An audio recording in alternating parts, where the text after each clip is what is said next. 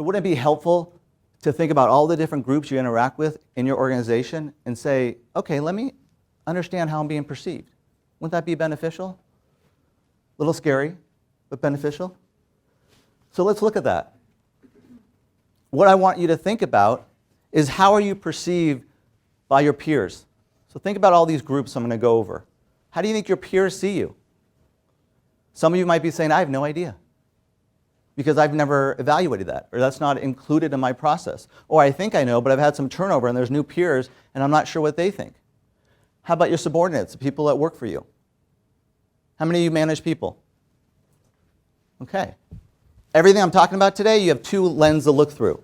The lens for yourself and the lens for your people. How well are you effectively promoting your people?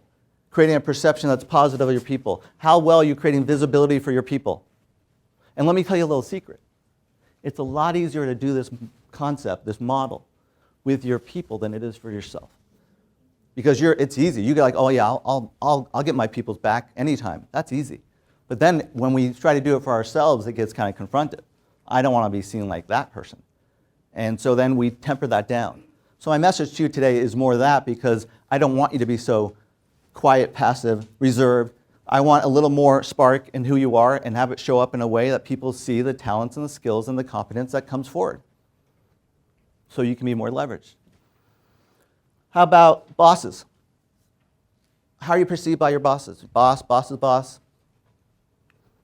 How about senior executives? Some of you might be thinking, well, they don't actually know me. Or some might, like, I'm not sure.